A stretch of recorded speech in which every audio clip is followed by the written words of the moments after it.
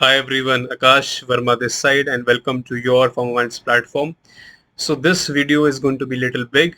इसमें मैं डिस्कस करने वाला हूँ आपके साथ इंफॉर्मेशन बुलेटिन जो कि आया है नेशनल बोर्ड ऑफ एग्जामिनेशंस की तरफ से जी पैट 2024 को लेके।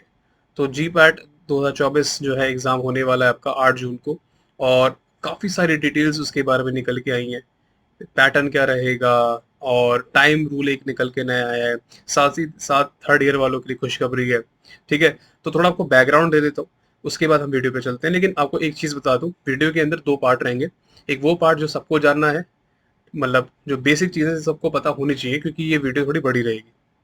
और दूसरी बात, दूसरे पार्ट में मैं वो चीज़ें डिस्कस करूंगा जिसको डिटेल में जाना है। मतलब दो पार्ट रहेंगे, पहले पार्ट में हम बेसिक चीज़ों को डिस्कस करेंगे जो सबको पता होना चाहिए। और क्योंकि ब्रोशर बहुत बड़ा है, उसमें कुछ काम की भी चीज़ें हैं, कुछ ऐसी भी चीज़ें जिसको इग्नोर किया जा सकता है, लेकिन I will explain that also अपने साइड से। तो जिसको वो देखना है वो देख सकता है। ठीक है, तो वीडियो दो पार्ट में रहेगी। अब एनबीई नेशनल बोर्ड एग्जामिनेशन जो है, उन्होंने PCI pharmacy council of India के साथ एमओयू साइन कर लिया है कि वो जी पैट का एग्जाम कंडक्ट कराएंगे, उसका स्कोर कार्ड पब्लिश करेंगे। उसके बाद आप जैसे क्वालिफाई होते हो आप मास्टर्स में एडमिशन ले सकते हो, स्टाइपेंड आपको पीसीआई देगा। ठीक है, तो बुलेटिन के अंदर सारी इन्फॉर्मेशन है, एग्जाम कब होगा, क्या पैटर्न होगा, क्या स्कोरिंग होगी, आपकी कैटेगरी जो है उसके बेसिस पे आपको सर्टिफिकेट कैसे बनवाने, सारी चीज़ें मैं डिस्कस करने वाला हूँ इस वीडियो के अंदर। सारे पॉइंट्स कवर करूंगा। ठीक है, तो मेक श्योर करना कि एंड तक बिल्कुल वीडियो को देखना।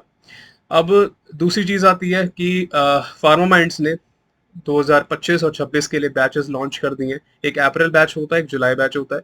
तो अगर आपको अभी ज्वाइन करना है 2025 के लिए तो आप ज्वाइन कर सकते हो, और अगर आपको 2026 के लिए ज्वाइन करना है तो आप ज्वाइन कर सकते हो। बाकी जुलाई में आप ज्वाइन डेफिनेटली कर सकते हो सेमेस्टर एग्जाम के बाद। ठीक है, हमारी कोचिंग इंडिया में इकलौती कोचिंग है जो सबसे कम प्राइस में पढ़ाते हैं, और सारे teachers GPAT NIPER qualified है। I am myself from NIPER Mohali. साथ ही साथ जो जी पैट 2024 देने वाले हैं तो उनके लिए हम free GPAT test series launch करने वाले हैं। तो उसका लिंक आपको डिस्क्रिप्शन में मिल जाएगा। अगर आपको उसका पार्ट बनना है कि आपको वो टेस्ट देने हैं, 10 टेस्ट होंगे प्री जी पैट वाले, जिसमें पूरा सिलेबस आपको दिया जाएगा फ्री ऑफ कॉस्ट। आप उसको अटेंड कर सकते हो, लिंक मैं डिस्क्रिप्शन में विद अलॉन्ग विद शेड्यूल आपको प्रोवाइड करा दूंगा। ठीक है, तो समझते हैं, इन्फॉर्मेशन बुलेटिन पे चलते हैं और सारी चीज़ें डिटेल में समझते हैं। दो पार्ट में रहेगा, तो मेक श्योर करना अगर आपको पूरी देखनी है पूरी देख सकते हो। बाकी पहले पार्ट में वो चीज़ें जो सबको पता होनी चाहिए।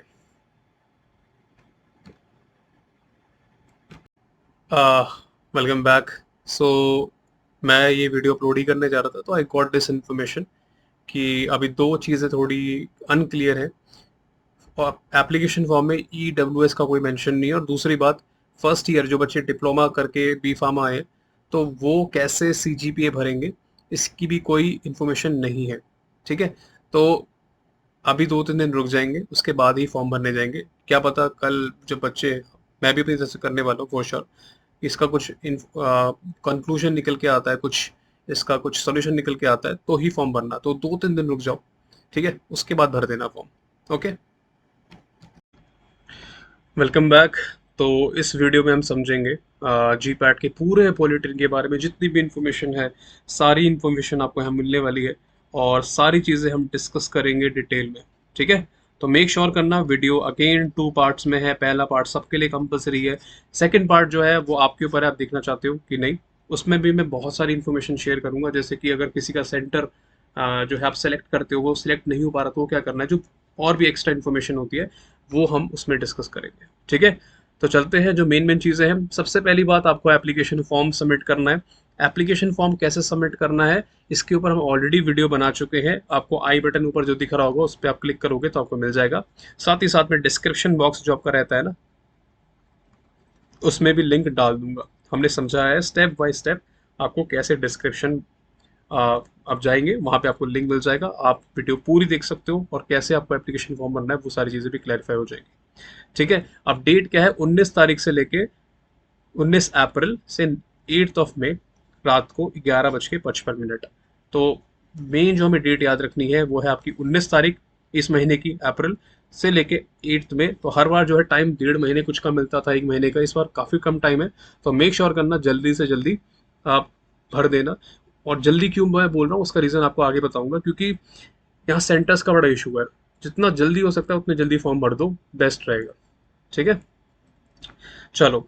तो एक, जैसे आप फॉर्म भरोगे उसके बाद एक एडिट विंडो आपको मिलेगी। जब आपकी सारी की सारी पेमेंट सक्सेसफुल हो जाएगी, तो उस एडिट विंडो में आप अपनी इंफॉर्मेशन, डॉक्यूमेंट्स को एडिट कर सकते हो, लेकिन नाम चेंज नहीं कर सकते। Nationality that is Indian, email, phone number और टेस्ट सिटी। तो मेक श्योर ये सारी इन्फॉर्मेशन पहली बार में ही अच्छे तरीके से भर दी जाए। ठीक है, तो और इन्फॉर्मेशन एडिट हो सकती है, लेकिन ये चीज़ एडिट नहीं हो सकती, और इसकी विंडो खुलेगी 11 मई से 14 मई तक। ठीक है, चलो आगे चलते हैं। ओके, आगे चलते हैं। तो फिर 2 बार और एडिट विंडो खुलेगी, जिसे हम बोलेंगे प्री फाइनल। तो 3 बार विंडो खुल रही है। एक तो आपकी ये पहली बार है, ठीक है, 11 मई से लेके 14 मई तक। दोबारा खुलेगी आपकी 21 और 23 मई तक। मैं रिमाइंड करा दूंगा, यूट्यूब वीडियोस मैं बनाता रहूँगा, मेक श्योर करूँगा। व्हाट्सएप ग्रुप हमारे हैं, मैं वहाँ भी बता दूंगा। फिर उसके बाद एक फाइनल एडिट विंडो खुलेगी 28 मई से लेके 30 मई। ठीक है, no further opportunity shall be given. तो मेक श्योर करना है जो भी आप फोटोग्राफ, सिग्नेचर और थंब इम्प्रेशन डाल रहे हो पहली बार में ही सही हो। बहुत ही ज़्यादा क्रिटिकल है, बहुत ही क्रिटिकल है। ठीक है, तो एडिट विंडो जिसमें आप अपनी इन्फॉर्मेशन को एडिट कर सकते हो 3 बार खुल रही है। तो मेक श्योर करना, इन डेट्स को याद रखना। नहीं रख पाओगे तो मैं यहाँ पर हूँ। ठीक है, वीडियो में उस दिन एक दिन पहले बना दूंगा कि विंडो खुलने वाली है और आप चेंजेस कर लीजिए। ठीक है, अगर होते हैं, मेक श्योर कि पहली बार में ही अच्छा फॉर्म भर जाए आपका। ठीक है, एडमिट कार्ड कब आएगा? 3 जून को आएगा। एग्जाम 8 जून को है। 3 जून को जब आपका एडमिट कार्ड आएगा, उसी पे आपका सेंटर लिखा होगा कि कहाँ पर है। ठीक है, डिक्लेरेशन सीधे सीधे 1 महीने बाद होगा, 8 जुलाई 2024। ठीक है, चलो। अब जो बॉडी करवा रही है उसका नाम क्या है? NBEMS। NBE बोलो शॉर्ट में, national board of examination in medical sciences. ठीक है, PCI हमारी बॉडी है जो फार्मेसी एजुकेशन को रेगुलेट करती है, फार्मेसी काउंसिल ऑफ इंडिया। ठीक है, आगे चलते हैं। तो भाई जो भी इंफॉर्मेशन बुलेटिन है, जो भी रिजल्ट वगैरह है, सारी चीज़ें इस ये वेबसाइट नोट कर लेना, इसको कहीं स्टोर कर लेना, बुक मार्क कर लेना। बहुत इंपॉर्टेंट है, सारी चीज़ें यहाँ आने वाली हैं। ठीक है, किसी भी सपोर्ट के लिए अगर कुछ भी इशू होता है तो उसके लिए NBEMS candidate care support available है। फ़ोन आप कर सकते हो, इनका ई पोर्टल भी है, ये मैं आगे समझाता हूँ कैसे करना होगा। ठीक है, चलो। तो भाई हेल्पलाइन नंबर यहाँ दिया हुआ है, कुछ भी क्वेरीज होती हैं आप इन पे कांटेक्ट कर सकते हो। साथ ही साथ आगे चल के आपको पता लगेगा कि आपको एक रजिस्ट्रेशन करना होगा। ठीक है, वो हमने वीडियो में भी बता रखा है, वीडियो में पूरा देखोगे समझ आ जाएगा। एक बार आप रजिस्टर्ड हो गए तो उसके बाद आपके पास पोर्टल का भी एक्सेस होगा। उस पोर्टल के थ्रू आप जो है हेल्पलाइन पोर्टल, जो उनका नंबर है या फिर और भी चीज़ें हैं, उसको एक्सेस करके अगर आपकी कोई क्वेरी आती है तो आप उनसे हेल्प ले सकते हो। ठीक है, साथ ही साथ इनका एक वेब पोर्टल भी है। ठीक है, जहां पर आप इनको कांटेक्ट कर सकते हो। कॉन्टैक्ट टैब वहां पे बना हुआ है और उस पर आप इनसे चीज़ें पूछ सकते हो, लेकिन मेक श्योर पहले आप रजिस्टर्ड हो जाओ। आपका अकाउंट बन जाना चाहिए, यूज़र नेम, आईडी, ये सब आपकी क्रिएट हो जानी चाहिए। एक बार आप रजिस्टर्ड हो गए, आपको ये सारी चीज़ें दिखने लगेंगी। हेल्पलाइन पोर्टल, कॉन्टैक्ट टैब, ये सब आपको दिखेगा। अगर नहीं दिखेगा हमें बता देना, हम हेल्प कर देंगे। ठीक है, ऑफिशियल वेबसाइट भी यहाँ पे दी हुई है, https:/। ठीक है, तो ये वाली आपकी वेबसाइट है, इसको नोट कर लेना। ठीक है, अब फ़ोन सपोर्ट, ये टाइमिंग्स दे रखी हैं, क्योंकि ये इन्फॉर्मेशन बहुत क्रिटिकल है, इसलिए बता रहा हूँ, क्योंकि बहुत बच्चों को दिक्कत आती है। तो फ़ोन नंबर ऊपर लिखा था, यहाँ इस डेट से लेके इस डेट तक ये हेल्पलाइन नंबर है और इस समय के बीच में आप कॉल कर सकते हो। ये बहुत इंपॉर्टेंट चीज़ है। ठीक है, आगे चलते हैं। Okay, pharmacy council of India की वेबसाइट यहाँ ये दे रखी है, आप इसे लिख सकते हो या फिर अपने फ़ोन में या फिर लैपटॉप में सेव कर सकते हो। आगे चलते हैं, मेन इन्फॉर्मेशन की बात करते हैं। ठीक है, तो ये बहुत बड़ी न्यूज़ है। फार्मेसी काउंसिल ऑफ इंडिया ने national board of examination for medical sciences के साथ क्या साइन किया है? MOU। ठीक है, MOU मतलब होता है मेमोरेंडम ऑफ अंडरस्टैंडिंग, मतलब काइंड ऑफ कॉन्ट्रैक्ट हुआ इनके बीच में। कॉन्ट्रैक्ट मतलब कि जो NBEMS है ना, वो PCI के बिहाफ पे एग्जाम कराएगी। कौन सा? GPAT वाला। ठीक है, चलो आगे चलते हैं। ओके, GPAT का एक नेशनल लेवल एग्जामिनेशन है जिसकी मदद से आप मास्टर्स कर सकते हो, वो भी बहुत ही बढ़िया कॉलेजेस में, और साथ में आपको स्टाइपेंड मिलता है 12,400 रुपये हर महीना 2 साल तक। मतलब लगभग 3 लाख रुपए आपको सरकार देगी, ताकि आपको फाइनेंशियल सपोर्ट मिल सके। ठीक है, चलो। ओके, यहाँ पे लिखा हुआ है कि जब भी एप्लीकेशन फॉर्म भरेंगे तो उस समय इन्फॉर्मेशन बुलेटिन अच्छे से पढ़ना है। तो वो काम आपके लिए मैं कर रहा हूँ, इन्फॉर्मेशन बुलेटिन अच्छे से पढ़ा जा रहा है, सारी चीज़ें बताने वाला हूँ। ठीक है। ऑनलाइन एप्लीकेशन फॉर्म कैसे भरना है इसके लिए भी वीडियो का लिंक डिस्क्रिप्शन बॉक्स में अवेलेबल है, उसको चेकआउट कर लेना, अच्छे से बता रखा है। ठीक है, आगे चलते हैं। ओके, ये ऑलरेडी आपको पता है कि जो एडिट की विंडो है कितनी बार खुलने वाली है। चलो रिवाइज कर लेते हैं, 3 बार खुलेगी, पहली बार, ठीक है, और इसके बाद 2 बार और खुलने वाली है। तो कुछ भी आपको इशू आता है एडिट करने का तो आप बाद में कर सकते हो, लेकिन कुछ चीज़ें एडिट वापस नहीं हो सकती। आपका नाम, नेशनैलिटी, ईमेल आईडी स्टार्टिंग में बताया था, ठीक है, तो कुछ चीज़ें आप एडिट आउट नहीं कर सकते। ओके, साथ ही साथ जब एडिट विंडो खुलेगी आप नया एप्लीकेशन नहीं डाल सकते, ठीक है, आप दोबारा से पेमेंट नहीं कर सकते। ये सारी चीज़ें बहुत इंपॉर्टेंट है, ठीक है। Any information during the except for the, देखो लिखा हुआ है नाम, test city, nationality, mobile number, email ID. ये पहली बार डल गया तो डल गया, बहुत केयरफुली डालना है सारी चीज़ें। ठीक है, आगे चलते हैं।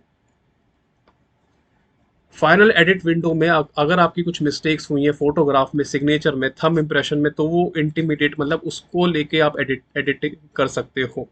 ठीक है, उसकी डेट्स यहाँ दे रखी हैं, एक ये है और एक ये है। तो एडिटिंग विंडो जो है, एडिट विंडो 3 बार खुलने वाली है और हम हर बार आपको रिमाइंड करा देंगे। ठीक है, चलो ओके। अब ये बहुत ही क्रूशियल इन्फॉर्मेशन है, जो एप्लीकेशन भरने वाले स्टूडेंट्स हैं, अगर वो फाइनल एडिट के दौरान, जो फाइनल एडिट होगा, देखो कुछ एडिट्स होंगे, आपका कुछ गलती उसमें हो गई है और आपका एप्लीकेशन सक्सेसफुल नहीं लिखा रहा है, तो आपको मैसेज आ जाएगा।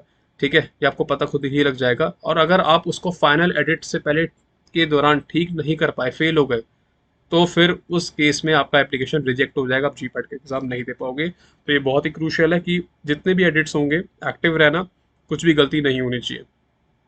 ठीक है, इन्होंने कुछ इमेज की गाइडलाइंस दी है जो मैं आपको लास्ट में बताऊंगा, वो ज़रूर चेकआउट कर लेना। वो गाइडलाइंस के अकॉर्डिंग ही आपको अपनी फोटोग्राफ, अपना थंब इम्प्रेशन, सब चीज़ें सबमिट करनी है। अगर कुछ भी दिक्कत हुई, एनी फेलियर, उसकी वजह से रिजेक्शन हो जाएगा एप्लीकेशन, आपको फॉर्म फॉर्म तो छोड़ो, एग्ज़ाम ही नहीं दिया देने जाएगा। ठीक है, फिर वही आपकी वेबसाइट आ गई, दोबारा से वही चीज़ दोबारा रिपीट हो रही है, इसको छोड़ देते हैं, आगे चलते हैं।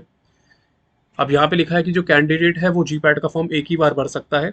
अगर वो 2 बार भर देता है तो उसके जो दोनों एप्लीकेशन फॉर्म होंगे वो एक दूसरे को कैंसिल आउट कर देंगे, मतलब शून्य हो जाओगे, कोई कोई मतलब ही नहीं है और फीस भी आपकी चली जाएगी। तो एक ही बार भरना है, सिंपल भाषा में। ठीक है, आगे चलते हैं। ये पूरा पढ़ा है मैंने आपके लिए, ठीक है। कोई भी रिक्वेस्ट आप जो डालोगे कि आपको डेट चेंज करानी एग्जामिनेशन की, अपना सेंटर चेंज कराना है, वो रिक्वेस्ट एक्सेप्ट नहीं होगी। चलो आगे चलते हैं। कैंडिडेट्स, हाँ, जब भी आपको सेंटर मिलेगा, 8 तारीख को आपका पेपर है, फेक मेक श्योर करना कि भाई 7 तारीख को जाके चेकआउट कर लेना।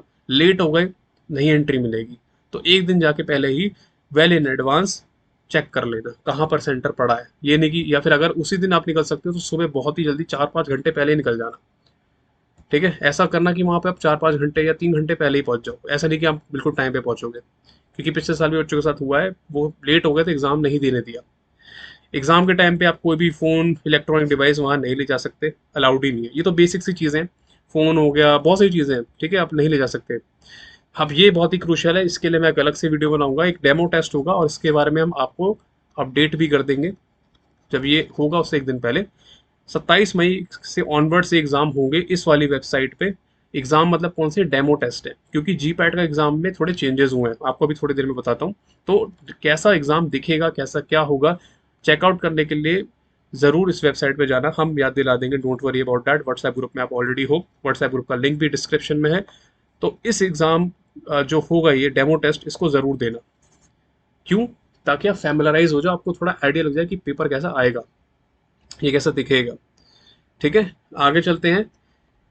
ओके, तो यहाँ पर लिखा है, तो जो रजिस्टर, अब एक बार आप जीपैट क्वालिफाई हो गए, उसके बाद आपकी काउंसलिंग स्टार्ट होगी। तो काउंसलिंग डिपेंड करती है कॉलेज पे जिसमें आपको एडमिशन लेना है। इसमें एनबीएमएस का कोई रूल नहीं है। जो नेशनल बोर्ड ऑफ एग्जामिनेशन है, सिर्फ उसका काम है एग्जाम कंडक्ट कराना, आपको जीपैट का स्कोर पकड़ा देना। उसके बाद आपकी मर्जी, आप किस कॉलेज में जाकर एडमिशन लेते हो। ठीक है, साथ साथ इन्होंने यहाँ पर ये भी लिखा हुआ है, जो कैंडिडेट्स जो हैं, जिन्होंने एप्लीकेशन फॉर्म पे जो डिटेल्स प्रोवाइड की हैं, काउंसलिंग के टाइम पर भी वही डिटेल्स रखना ऐसा मिस मैच नहीं होना चाहिए कि एप्लीकेशन फॉर्म में कुछ और है, जब आप काउंसलिंग के लिए जा रहे हो तो कुछ और है। वो सब चीज़ें मत करना। अब आते हैं फीस पे। तो ये थोड़ा शॉकिंग है, फीस थोड़ी इस बार थोड़ी क्या इनफैक्ट काफ़ी बढ़ गई है। काफ़ी रिक्वेस्ट डाली जा रही है कि यार इस फीस को कम किया जाए। जनरल ओबीसी और ईडब्ल्यूएस के लिए 3500 की जो फीस लगा रखी है इस बार, काफ़ी बढ़ गई है। Really shocking, I am really sorry for this also कि यार SC ST PWD के लिए 2500 फीस है। फीस उन्होंने काफ़ी ज़्यादा बढ़ा दी है। ठीक है, इसके लिए रिक्वेस्ट डाली गई है कि इस फीस को कम किया जाए, लेकिन देखते हैं क्या डिसीजन निकल के आता है। आगे चलते हैं। पेमेंट करते समय आप क्रेडिट कार्ड या फिर डेबिट कार्ड का इस्तेमाल कर सकते हैं। ओके, ठीक है। एक बार आपकी पेमेंट सक्सेसफुल होगी तो आपके स्टेटस पे, आपके एप्लीकेशन फॉर्म पे S लिखा आएगा। ठीक है, the NBEMS shall not be responsible for rejection of your application due to delay in settlement to the payment by your bank। कभी कभार क्या होता है कि आपके बैंक से पेमेंट कटने में और NBEMS के पोर्टल पे जाने में टाइम लग जाता है। अगर वो बहुत लेट हो गया और इसकी वजह से मतलब वो पेमेंट पहुंच नहीं पाई टाइम पे, तो उस केस में NBEMS कुछ नहीं सुनेगा, वो रिस्पॉन्सिबल नहीं है। ठीक है, ओके। अगर आपका सबमिशन प्रोसेस कंप्लीट नहीं हुआ है तो आपको स्मॉल एस दिखेगा, और अगर कंप्लीट हो गया तो बड़ा एस दिखेगा। तो ये सब छोटी छोटी चीज़ें क्यों बोल रहा हूँ, क्योंकि देखोगे कि अच्छा बड़ा एस आ रहा है तो मतलब मेरी पेमेंट हो चुकी है, आप निश्चिंत हो सकते हो। पता चला आगे जाके आपका एडमिट कार्ड ही नहीं आया, आप सोच रहे एडमिट कार्ड क्यों नहीं आया, रीज़न ये था कि आपका पेमेंट ही नहीं हुआ था। तो ये सब चीज़ें ध्यान देने वाली हैं। साथ ही साथ आपको सिटीजन, आप एलिजिबिलिटी क्राइटेरिया पे आ जाते हैं। आप सिटीजन होने चाहिए इंडिया के, साथ ही साथ आपके पास डिग्री होनी चाहिए। अब ये पॉइंट जो है ना, डिग्री होनी चाहिए, सबके पास तो नहीं है। थर्ड ईयर वाले के पास नहीं है, फोर्थ ईयर वाले के पास नहीं है, तो जिसके पास है वो ठीक है। और बाकी फोर्थ ईयर वाले भी बैठ सकते हैं और थर्ड ईयर वाले भी बैठ सकते हैं, देखो लिखा हुआ है। फाइनल ईयर के स्टूडेंट्स बैठ सकते हैं, और साथ ही साथ also third year. Where is it, कहाँ गया, where is it, third year students. तो इसमें इतना लिखा है, आप फोर्थ ईयर में हो आप एलिजिबल हो, आप थर्ड ईयर में हो आप एलिजिबल हो, आप ड्रॉप आउट हो या फोर्थ ईयर पास आउट हो आप एलिजिबल हो। बस जो पास आउट है उसके पास डिग्री होनी चाहिए। और ऐसा भी हो सकता है कि आपके पास डिग्री ना हो तो प्रोविजनल डिग्री कुछ तो होगा, फाइनल मार्कशीट होगी। ठीक है, अब आ जाते हैं मेन चीज़ पे, आपके स्कीम ऑफ GPAT मतलब पैटर्न पे। तो पैटर्न में कुछ चेंज नहीं हुआ है। ठीक है, पैटर्न वही है आपका। फार्माकोलॉजी के अंदर आपके 28 क्वेश्चन है, केमिस्ट्री में 38 क्वेश्चन हैं, वही है जो पहले था 38 क्वेश्चन। सूटिक्स के हैं, कोगनोसी के 10 क्वेश्चन हैं, अदर सब्जेक्ट्स के 11 क्वेश्चन हैं। टोटल 125 क्वेश्चन है। मैक्सिमम मार्क्स आपके 500 हैं। एक क्वेश्चन सही करने में +4, माइनस करने पे -1। ठीक है, वही देखो चीज़ लिखी हुई 125 क्वेश्चन, 3 घंटे का टाइम मिलेगा, वही सारी चीज़ें हैं। हल्का सा चेंज एक हुआ है, वो मैं आपको अभी दिखाता हूँ। ये रहा सबसे बड़ा चेंज जो बच्चों को जिससे डर लग रहा है। आपका पूरा पेपर 3 सेक्शंस, 5 सेक्शन में डिस्ट्रीब्यूट होगा, A B C D और E। ठीक है, हर सेक्शन में 25 क्वेश्चन होंगे, 25 25 25 25 25। अब हर सेक्शन के लिए आपको 36 मिनट्स मिलेंगे, 36 मिनट सब में 36 मिनट्स मिलेंगे। अब प्रॉब्लम ये है कि ये सेक्शन जब स्टार्ट होंगे ना, पहले क्या होता था, आप सेक्शन में स्विच कर सकते थे। आप कभी फार्माकोलॉजी का पेपर देख रहे हो, सेक्शन देख रहे हो, तो आप फार्मास्यूटिकल केमिस्ट्री में जाके क्वेश्चन सॉल्व कर सकते थे। अभी क्या हुआ है कि हर सेक्शन में 25 क्वेश्चन है और 36 मिनट्स का टाइम अलॉटेड है। दिक्कत यह है कि कैंडिडेट जो है वो एक सेक्शन में रिस्ट्रिक्टेड है, आप एक से दूसरे सेक्शन में नहीं जा सकते जब तक वो कंप्लीट ना हो जाए। फॉर एग्जाम्पल, आप सेक्शन ए में हो, ठीक है, जब तक ये कंप्लीट नहीं होगा तब तक ये आपको बाकी के सेक्शन नहीं दिखेंगे। ठीक है, तो सेक्शन ए कंप्लीट हो गया, 36 मिनट्स के बाद ये कंप्लीट होगा, उससे पहले नहीं होगा। टाइमर जब बंद होगा उसके बाद ही आप बी सेक्शन में जा पाओगे। जैसे आप बी सेक्शन में गए, ए सेक्शन वापस नहीं खुलेगा। I hope you got the point. Similarly C section में गए, ए और बी नहीं खुलेंगे। तो हर सेक्शन में 36 मिनट्स मिलेंगे और 25 क्वेश्चन सॉल्व करने हैं। इसके लिए मैं एडवाइस करूंगा कि आप जब GPAT के आप बाकी टेस्ट दोगे तो टाइमर लगा के फ़ोन में देना, 36 मिनट्स के 25 क्वेश्चन करके। और साथ में डेमो टेस्ट तो होने ही वाला है 27 तारीख को, तो उसके लिए मैं याद दिलाई दूंगा आपको। तो ये बहुत ही इंपॉर्टेंट इन्फॉर्मेशन है और बहुत ही क्रिटिकल है कि टाइम रूल आ चुका है GPAT के अंदर, जो पहले नहीं था। कोई बात नहीं, आदत हो जाएगी। और देखो, हर साल कुछ ना कुछ चेंजेस होते हैं, जैसे कि यहाँ भी एक चेंज होगा ना, ये GPAT होगा। देखो इन्होंने गलती कहा हुआ है, तो तो चेंजेस हैं, लेकिन अच्छी बात है कि सबके लिए, आपके लिए अकेले नहीं है। ठीक है, और ये मत बोलो यार ये पिछले साल क्यों नहीं था, इस साल आ गया। वो कभी सिचुएशन को इतना ज़्यादा ब्लेम नहीं करते, क्योंकि हमारे कंट्रोल में है नहीं ना वो। ठीक है, चलो तो ये एक बड़ी चीज़ थी जो आपको बतानी थी। आगे चलते हैं। साथ ही साथ अगर आपने किसी क्वेश्चन को अटेम्प्ट कर रखा है, दिस इज़ वेरी इंपॉर्टेंट, किसी क्वेश्चन को आपने, क्रिटिकल है ये, अटेम्प्ट कर रखा है, उसको मार्क फॉर रिव्यू करके छोड़ रखा है, मार्क्ड फॉर रिव्यू, तो अगर वो टाइम खत्म हो गया 36 मिनट का, वो एज इट इज़ छूट गया आपका, तो मार्क्ड फॉर रिव्यू करके छोड़ रखा है और टाइम खत्म हो गया, तो जो भी आपने ऑप्शन सेलेक्ट किया होगा, अगर वो सही होगा उसका +4 हो जाएगा और गलत होगा तो -1 हो जाएगा। तो रिव्यू वाले सेक्शन को थोड़ा ध्यान से देखना कि आप किसको रिव्यू रखते हो और किसको नहीं, ये बहुत इंपॉर्टेंट है। एग्जाम की जो टाइमिंग होगी वो 2 से 5 बजे, मतलब दिन के टाइमिंग पे होगी, तो आई वुड एडवाइस जो भी आप प्री जीपैट आप टेस्ट दोगे वो इसी टाइम पे देना, ताकि आपके एग्जाम तक हैबिट बन जाए इस टाइम पे बैठने की। ठीक है, चलो, ओके। तो कुछ प्रोसेस इस तरह से है कि आपको एप्लीकेशन फॉर्म सबमिट करना है, एडिट करनी है एप्लीकेशन, एंड एडिट करनी है, एडिट विंडो खुलेगी, फिर फाइनल एडिट विंडो में आप इमेजेस एडिट कर पाओगे। देखो 3 बार विंडो खुल रही है, इसमें एक बीच में और भी थी, 3 बार थी। एप्लीकेशन एडिट करने के लिए एडिट विंडो, फिर बीच में एक और बार खुलेगी, और एक फाइनल एडिट विंडो खुलेगी आपकी इमेजेस को एडिट करने के लिए, आपका फोटोग्राफ, सिग्नेचर वगैरह, थंब इम्प्रेशन। उसके बाद एक डेमो टेस्ट आप देख पाओगे 27 तारीख के बाद, 27 मई। डाउनलोड करना 3 तारीख को, 8 तारीख को टेस्ट है, ये सारी चीज़ें। ठीक है, आपका सिक्योरिटी मतलब वही बायोमेट्रिक वगैरह वहाँ पे किया जाएगा, आपको एंट्री मिलेगी, रजिस्ट्रेशन होगा टेस्ट के लिए, फेस आईडी वगैरह बायोमेट्रिक कैप्चर करेंगे, एग्जामिनेशन होगा। ठीक है, एग्जाम के टाइम पे भी फेस आईडी आपकी, वो सिस्टम होगा उसमें फेस आपका कैप्चर करेगा, और एग्जामिनेशन एंड हो जाएगा और 1 महीने बाद रिजल्ट आ जाएगा। ठीक है, अब आते हैं एडमिट कार्ड पे। तो एडमिट कार्ड का जो इन्फॉर्मेशन है कैंडिडेट को SMS या ईमेल के थ्रू आ जाएगा, और साथ ही साथ वेबसाइट पे आ जाएगा। एडमिट कार्ड को डाउनलोड करने के लिए आपको वेबसाइट पे जाना पड़ेगा, वो आपके घर पे और ईमेल पे नहीं आएगा, वो आपको वेबसाइट पे डाउनलोड करना पड़ेगा, लेकिन मैसेज ईमेल पे और SMS पे आ जाएगा। कैंडिडेट्स को एडमिट कार्ड डाउनलोड करने के लिए are required to download their admit card from recent, okay, ठीक है। जब आप जैसे ही एडमिट कार्ड डाउनलोड करोगे, आपको उस पर एक फ़ोटो चिपकानी है, पासपोर्ट साइज फोटोग्राफ, जहाँ जो स्पेस दी है उसमें फ़ोटो अपनी लगानी पड़ेगी, और रीसेंट होनी चाहिए, 3 महीने से ज़्यादा पुरानी नहीं होनी चाहिए। ठीक है, इन्होंने कुछ स्पेसिफिकेशन फ़ोटो के दिए, ये ज़रूर याद करना, मिनिमम 35x45 मिलीमीटर। ठीक है, ये सारी चीज़ें, ये आप फोटोग्राफर के पास जाओगे वो करके दे देगा, उसको दिखा देना, बेसिक चीज़ें हैं। At least 75 area on the photograph should be occupied, मतलब पूरी फोटो में 75% में आप दिखने चाहिए। ठीक है, ये सारी इन्फॉर्मेशन जब आप करोगे, आप जब फोटो खिंचवाओगे, तो ये मेक श्योर करना ये होना चाहिए। कभी कभार ये सीरियस ले लेते हैं उस चीज़ को। वाइट बैकग्राउंड होना चाहिए, आपने कोई कैप, कोई चश्मा, कोई स्टेथोस्कोप या ऑर्नामेंट नहीं पहना होना चाहिए, आपके फेस पे कोई रिफ्लेक्शन या शेडो नहीं आनी चाहिए, ये हाई क्वालिटी की फ़ोटो होनी चाहिए। ये सारी बेसिक चीज़ें हैं। आपका टेस्ट जो होगा वो कंप्यूटर बेस्ड होगा, CBT, जैसे मैंने पहले आपको बोला था, कंप्यूटर बेस्ड आपका टेस्ट होने वाला है। नेक्स्ट आगे चलते हैं इन्फॉर्मेशन पे। रिपोर्टिंग टाइम से पहले पहुंच जाना, अगर लेट हुए तो एंट्री नहीं मिलेगी।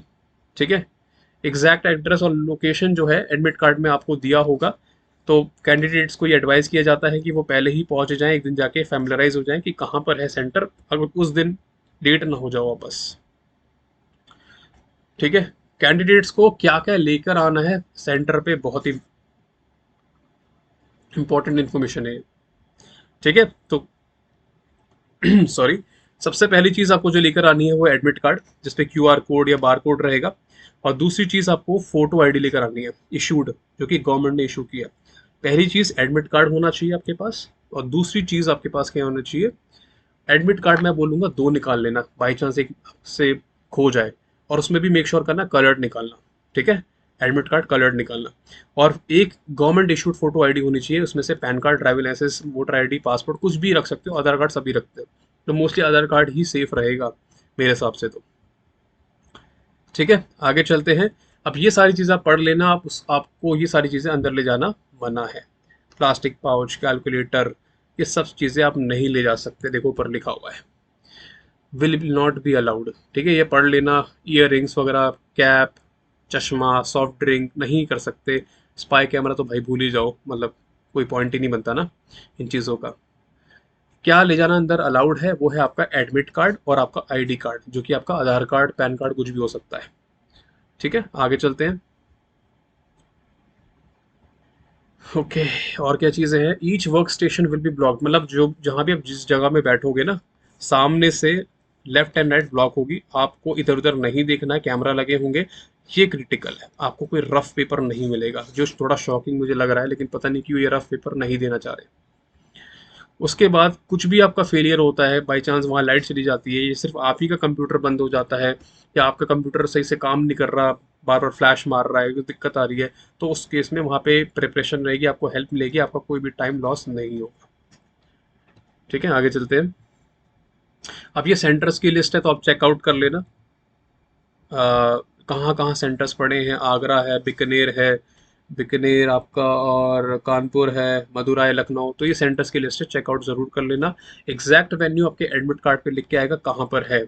जब आप फॉर्म भरोगे उस समय आपको याद रखना है कि आप सिटी चूज करोगे कि आपको किस सिटी में सेंटर चाहिए, लेकिन सेंटर कौन सा रहेगा वो डिपेंड करता है NBEMS पे, मतलब सेंटर तो वही डिसाइड करके देगा, सिटी आप चूज कर सकते हो। और साथ ही साथ first come first serve basis है, पहले जाओगे तो अच्छा सेंटर मिलने के चांसेस है, मतलब घर के पास, तो पहले जाओ और पहले फॉर्म भरो, इसलिए बोल रहा था स्टार्टिंग में। During submission of online application form, candidate will be able to see only those cities where testing seats are available. ठीक है, जैसे ही आप ऑनलाइन एप्लीकेशन फॉर्म भरोगे, जहां जहां सीट्स भर चुकी हैं वो आपको दिखेगा ही नहीं, जो अवेलेबल है वो ही दिखेंगी। While the city will be chosen by the candidate, city बच्चे चूज करेंगे, लेकिन सेंटर NBEMS चूज करेगा आपके लिए, वो आपके कंट्रोल में नहीं है। अब ये इंटरेस्टिंग है, इन केस सिटिंग जो है आपके स्टेट में अवेलेबल नहीं है, तो उस कैंडिडेट को क्या करना है, उसको अदर्स ऑप्शन चूज करके वहां से लिस्ट ऑफ स्टेट आएगी, वहां जो स्टेट आपको लगता है आपके घर के पास का है वो आप चूज कर सकते हो। एक सेकंड, इसको दोबारा रीड कर लेते हैं। In which the candidate prefers to appear in GPAT, he और she can choose the option others from the list of states and union territories at the time of selection of state UT during online submission of application form. Candidate opting for others must note that the NBMS will make sure or will make all the efforts to allot a testing center in the state of correspondence address. ठीक है, अगर आप others choose करते हो तो NBMS make sure करेगा कि आपको आपके स्टेट के आसपास ही दूसरा टेस्टिंग सेंटर मिल जाए। However, in case of unavailability of testing seat in the concerned state, जहाँ सीट मिलनी चाहिए थी वहाँ मिल नहीं पाई और उसके आसपास भी नहीं मिल पाई, due to any logistic, administrative या किसी भी रीजन की वजह से, आपको फिर इंडिया में कहीं भी सीट दी जा सकती है। इसीलिए बोल रहा हूँ जल्दी जाओ, फॉर्म भर दो। Candidates opting for others option shall be informed about it testing only through email. अब जहाँ भी अदर्स के थ्रू भरते हो ना, अदर्स आपने भरा, आपको अलग से सेंटर जहाँ मिलेगा उसकी इन्फॉर्मेशन ईमेल पे आएगी। अगर इन केस आप टेस्टिंग सीट आपके स्टेट में अवेलेबल नहीं है और आप किसी और सिटी का नाम वहां भर देते हो, अदर्स नहीं भरते, सीधे सीधे आप सिटी का नाम लिख देते हो, the choice of city will not be change at later stage and the candidate will be required to take the test in the city chosen by him और हर।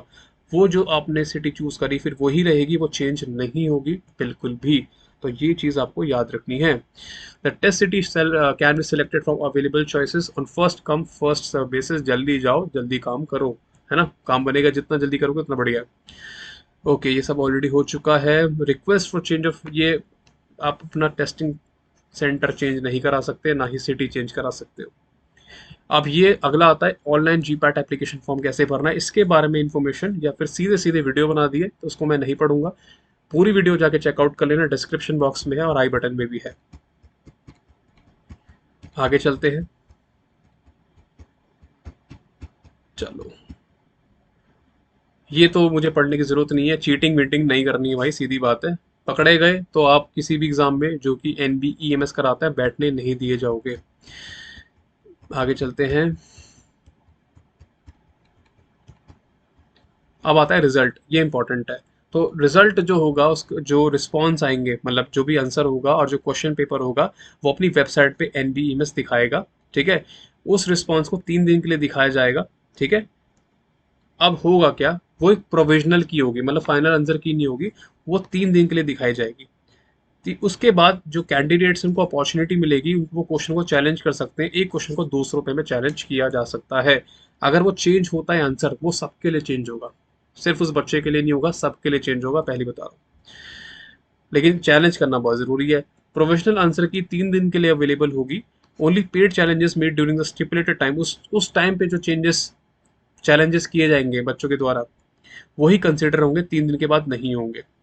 और उसके बाद NBEMS उन चैलेंजेस को देखेगा और जो डिसीजन लेगा वो फाइनल होगा। और उसके बाद कोई भी कम्युनिकेशन प्रोवाइड नहीं की जाएगी कि भाई इस क्वेश्चन का ये आंसर आपने बोला था, हमने ये करा है, वो कुछ नहीं बोलेंगे, बस आप चैलेंज कर सकते हो। ठीक है, चलो ओके। उसके बाद एक फाइनल आंसर की आएगी और उसके बेसिस पे आपकी जीपैट की स्कोर और रैंक आएगी।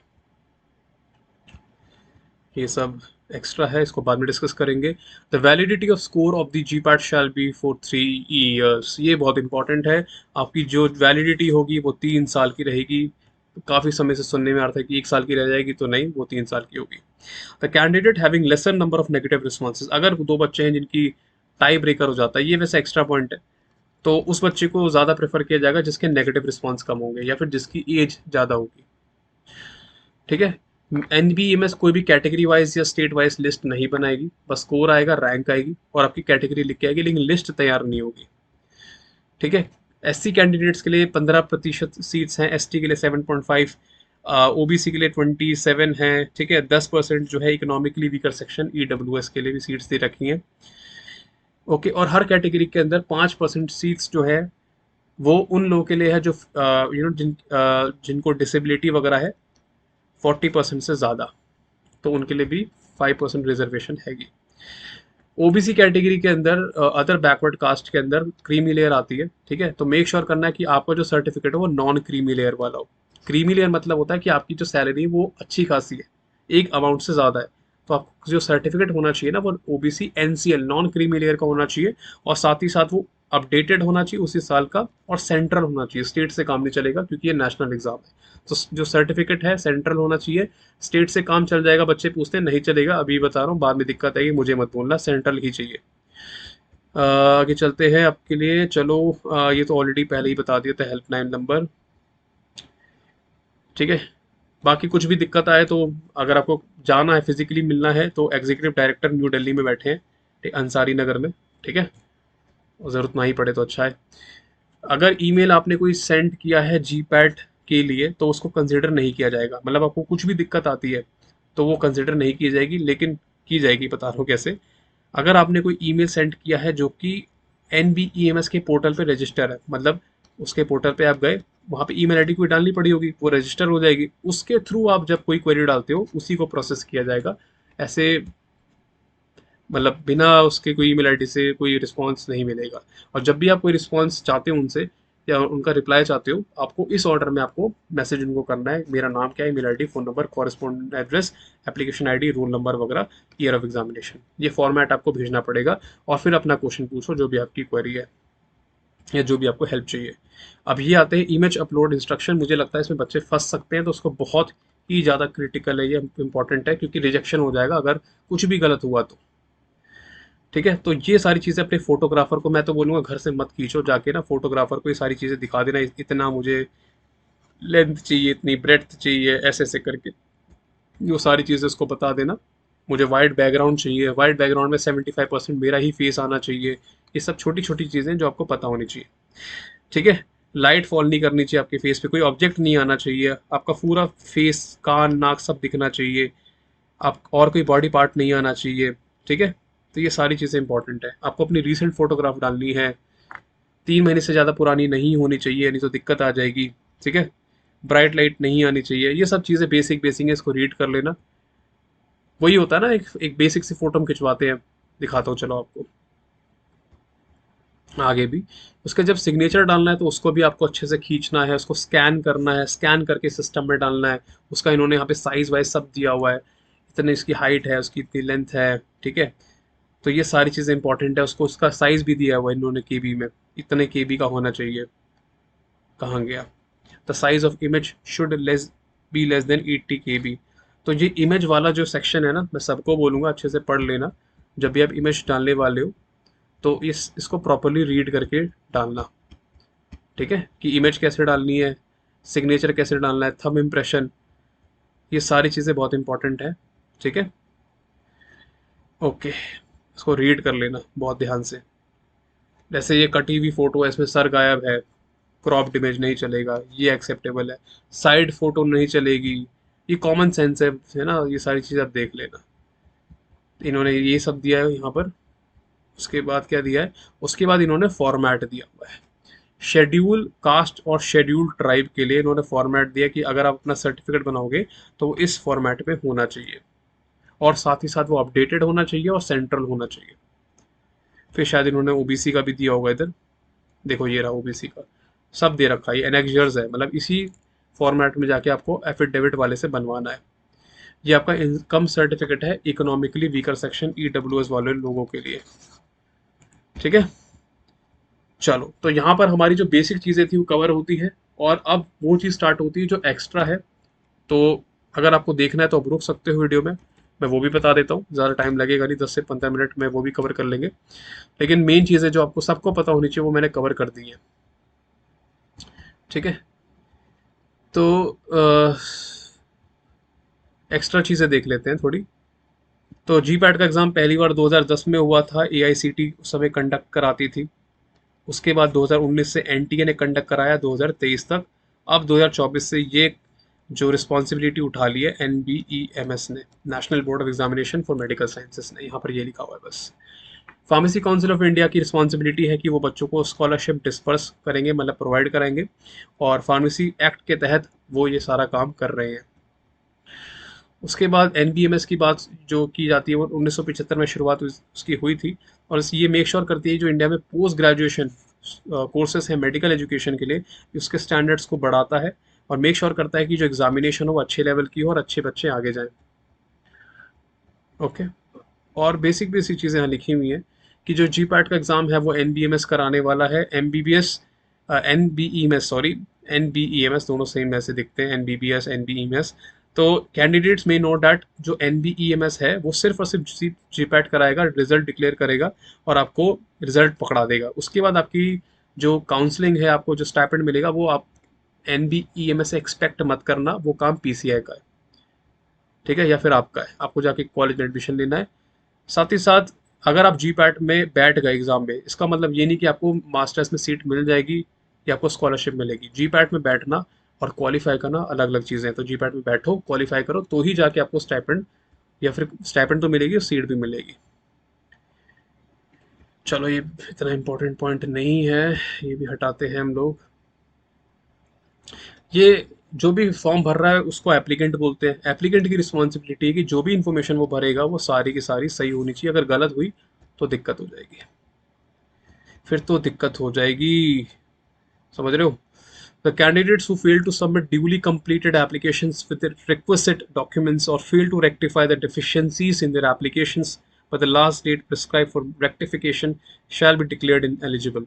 मतलब अगर आपने जो भी फॉर्म भरा है उसके अंदर कुछ भी डॉक्यूमेंट्स की गड़बड़ी है, या अपनी जो भी आपकी एप्लीकेशन फॉर्म में गलती हुई है, जो आपको एनबीईएमएस बताएगी, वो गलती आप फाइनल डेट से पहले ठीक नहीं कर पाए, तो आपको इनएलिजिबल माना जाएगा, आपका एडमिट कार्ड नहीं आएगा, ये लिखा हुआ है। उसके बाद क्या है, फॉल्स और फैब्रिकेटेड एप्लीकेशन, सर ठीक है, मतलब कोई भी आप ऐसी इन्फॉर्मेशन डालते हो जो फॉल्स है, गलत है, तो आपको एग्जाम में बैठने नहीं दिया जाएगा। और जहाँ जहाँ ये एस्ट्रिक मार्क लगा हुआ है वो मतलब मैंडेटरी है। ये आपका ऑनलाइन फॉर्म है, जो हम वीडियो आप देखेंगे आपको पता लग जाएगा, ठीक है। बी फार्म की जो डिग्री है उसको रिकॉग्नाइज होना चाहिए अंडर द फार्मेसी एक्ट का सेक्शन 12। एक बेसिक सी इन्फॉर्मेशन है, क्या पता जी पैड में क्वेश्चन आ जाए, यही कौन सा सेक्शन है बताओ। Submission of incomplete online application form, वही एप्लीकेशन फॉर्म इनकम्प्लीट है तो नहीं एक्सेप्ट करेंगे, वही सब चीज़ लिखा हुआ है, ठीक है। और अगर किसी स्टूडेंट की ऐसी इन्फॉर्मेशन पाई जाती है कि वो जी पैड में बैठ भी गया, उसका रिजल्ट भी आ गया, अगर बाद में पता लगा कि उसकी इन्फॉर्मेशन गलत है, तो उसको एडमिशन नहीं मिलेगा किसी भी कॉलेज में, ऐसा ये कह तो रहे हैं, देखते हैं क्या होता है फिर। Fee shall neither be carried forward to a future. अगर आप एग्ज़ाम की फ़ी भरते हो और आप एग्ज़ाम नहीं दे पाते, तो आप ऐसा नहीं बोल सकते कि सर 2024 की फीस ना मैं दी थी, मैं एग्ज़ाम में नहीं आया, अब 2025 की मान लो, उसको ट्रांसफ़र कर देना, ऐसा नहीं होगा। और ना ही आपको फ़ीस वापस मिलेगी, ये सब मत करना इधर, ठीक है। फीस गई तो गई, उनको कोई मतलब नहीं है, ठीक है। आगे देख लेते हैं, कुछ इम्पोर्टेंट चीज़ रह गई हो तो। ये बीच में क्या पड़ा था, हाँ वही चीज़ है, मतलब मतलब आप बैठ गए जी पैट के एग्ज़ाम में, तो ऐसा नहीं कि आप बैठ गए तो आपको स्कॉलरशिप मिल जाएगी, क्वालिफाई करना पड़ेगा, नहीं तो सभी बैठ जाते ना, 4-5 लाख बच्चे। ये सेंटर पे 30 मिनट से पहले पहुंच जाना। कैंडिडेट्स मतलब ये लिखा हुआ है जो आपका जो एडमिट कार्ड आएगा उसमें क्यूआर कोड या बार कोड होगा, वो आपको फ्लैश करना है जब भी आप वेरिफिकेशन के लिए जाओगे सेंटर पे। तो वहाँ पर एक रीडर होगा जो चेक करेगा, ठीक है। और आपका आइडेंटिटी चेक भी होगा कि आप आकाश वर्मा ही हो ना, ठीक है। उसके बाद क्या लिखा हुआ है, अगर इन केस आपके पास फिजिकल आधार कार्ड नहीं है, आप फ़ोन के अंदर ई आधार कार्ड ले जाते हो जिसके ऊपर आधार कार्ड नंबर लिखा हुआ है, तो आपके पास जो एक फ़ोटो आईडी होगा साथ में आधार कार्ड, पासपोर्ट हो गया, तो ई आधार कार्ड पे और जो फ़ोटो आईडी उसकी फ़ोटो मैच करनी चाहिए, सिंपल। अगर बच्चे के पास एडमिट कार्ड या फिर फ़ोटो आईडी में से अगर एक भी चीज़ नहीं है या एक चीज़ नहीं है तो उसको अंदर एंटर नहीं करने दिया जाएगा। मेक श्योर करना है admit card, admit card, admit card और एक आपका आईडी, आईडी मतलब आधार कार्ड या पैन कार्ड या ड्राइवर कुछ भी लाइसेंस ले जाना, ये दोनों चीज़ें कंपलसरी है।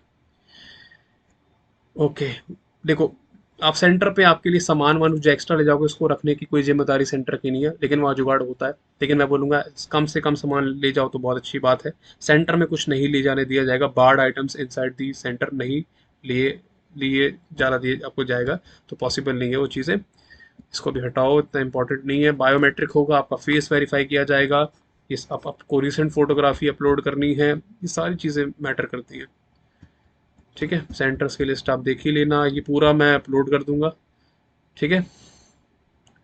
अब ये क्या है, the list of 10 test cities is purely tentative in an extraordinary situation where the particular city chosen by the candidates could not be considered for the conduct of examination due to security and audit issues at test centers or other logistic shall be। अच्छा, इसमें लिखा है कि अगर आपने कोई test city choose करी और बाई चांस इन केस बहुत बुरी किस्मत है वहाँ पे एग्जाम कंडक्ट नहीं हो सकता उस दिन, तो आपको नियर बाई कोई सेंटर में ट्रांसफ़र कर दिया जाएगा या नियर बाई सिटी में ट्रांसफ़र कर दिया जाएगा, ठीक है। साथ ही साथ आपको अगर आसपास की किसी सिटी में भी नहीं मिल रहा तो एनबीएमएस की इतनी अथॉरिटी है कि वो आपको इंडिया के किसी और पार्ट में भेज सकते हैं, भाई वहाँ जाके एग्ज़ाम दे दो। ऐसा ये बहुत ही रेयर सिचुएशन में होगा, तो डरना मत, आपके साथ नहीं होने वाला। इसलिए बोल रहा हूँ फॉर्म जितना जल्दी भरोगे और अच्छे से भरना बहुत इंपॉर्टेंट है, और बहुत इतना मुश्किल नहीं होता, ईजी होता है, डरने वाली बात नहीं है। बस कैलकुलेशंस का ध्यान रखना, हो जाएगा। ये क्या है, इतना इम्पोर्टेंट नहीं है ये। कैंडिडेट्स अपने जो स्कोर कार्ड है वो NBEMS की वेबसाइट, ही तो हम बता ही देंगे यार जब आएगा, तो हटाओ से। बस इतना ही था इसमें ना, चलो दिस इज डन। ओके, तो I think guys it's done. तो आपने पूरी वीडियो में पूरा बुलेटिन जो है मेरे साथ पढ़ लिया, ठीक है। सारी चीज़ें समझनी अच्छे से। ये फोटोग्राफ वाला अच्छे से देख लेना, बस ये बहुत मैटर करता है। फोटोग्राफ की जो साइज़ है 80 KB के नीचे आपका फ़ोटो का साइज़, ये बहुत मैटर करता है, ठीक है। तो all the best for the GPAT exam. बाकी हम तो यहाँ पर है ही, गाइड करते रहेंगे सारी चीज़ों के लिए। और मेक श्योर अगर आपको free GPAT test series join करनी है तो लिंक आपको डिस्क्रिप्शन में मिल जाएगा, उसको ज्वाइन कर लेना और सिलेबस आपको वहीं मिल जाएगा, डैम श्योर। तो मिलते हैं अगली वीडियो में, और अगली वीडियो में मैं आपको जो ये फीचर्स आए ना, ये सेक्शन भी, ये थोड़ा और अच्छे से एक्सप्लेन कर देता हूँ। चलो, thanks a lot, keep learning, keep growing, और इस एग्ज़ाम को बिल्कुल फेस करना है, बिल्कुल पॉजिटिव मेंटालिटी और अच्छे इंटेंट के साथ कि हाँ हम तो निकाल ही लेंगे इस एग्ज़ाम को। Okay, all the best.